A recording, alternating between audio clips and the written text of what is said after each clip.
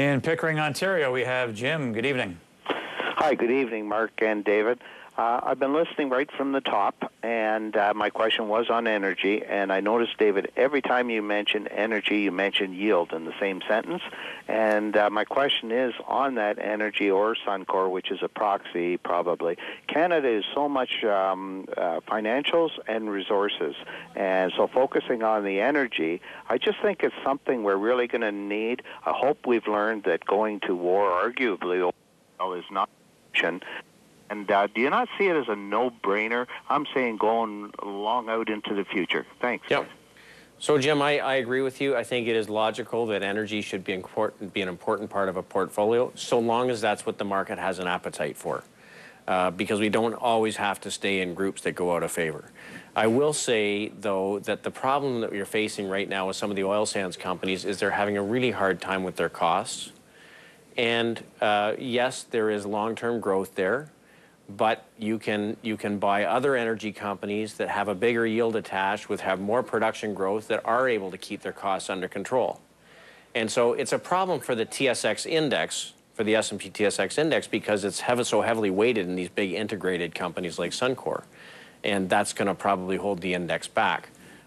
So I think that really, until you see them get the costs under control, or prices move up so much that ultimately that there's a great margin in it for them, I think that there might be better places in energy to be focused.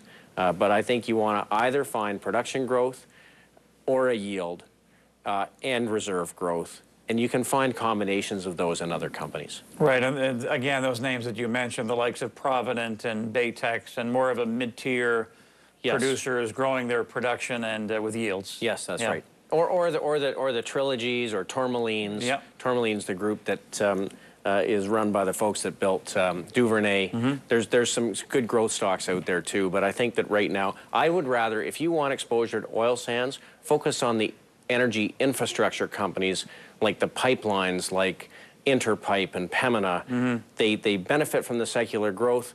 But again, you get a yield and you've got a little bit more predictability in the costs. And you'll be talking more Interpipeline in just a few minutes. Here's Richard in Lethbridge, Alberta. David was talking about auto parts earlier. Go ahead, Richard.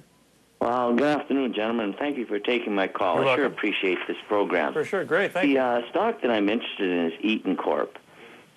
Seemed to have had a good third quarter, and the track record is good. It's paid a dividend since 1923.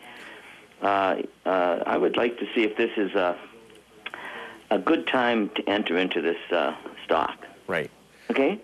Richard, I will only say I think you want to be just a little bit careful with the industrials unless it's in a very specific theme that has a real tailwind. And that's why in the industrials we really focused on the parts companies for the aerospace industry, because I think there's a big tailwind there. Eaton, as a diversified company, has a bunch of different business lines. It's very economically sensitive, and it is having a good bounce. But I think that it could run into some difficulty if people get concerned about the economy itself. So I really think you want to pick your spots.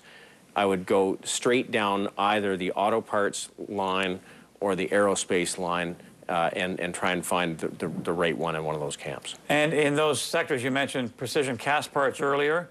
In the aerospace and auto parts?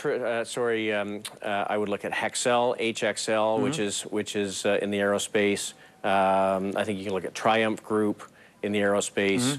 Mm-hmm. Those all three, I think, are quite interesting and very specifically focused on the rollout of these new planes. Mm-hmm. We used to get a lot of calls about West Shore terminals, not so much lately. Here's Dave in Toronto. Go ahead. Thanks, Mark, for taking my call. Sure. On West Shore, David, I hold it, but I'm thinking of selling some or all. Little concerned about the growth of the dividend, potential for growth of the dividend, and growth in the stock. Is it overvalued at these levels? Well, you know, it's interesting. I was looking at West Shore today, and one of the things I like about it is it doesn't change a whole lot. This is a company that is, you know, growing their capacity.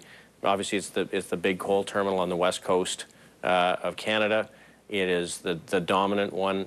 They will continue to grow their capacity over the next 5 years, and you pick up a nice yield. They're not overly sensitive to the price of coal.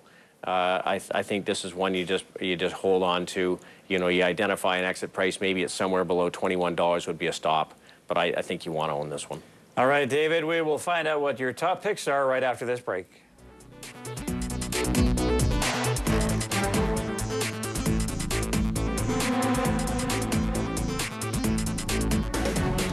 Have some fun.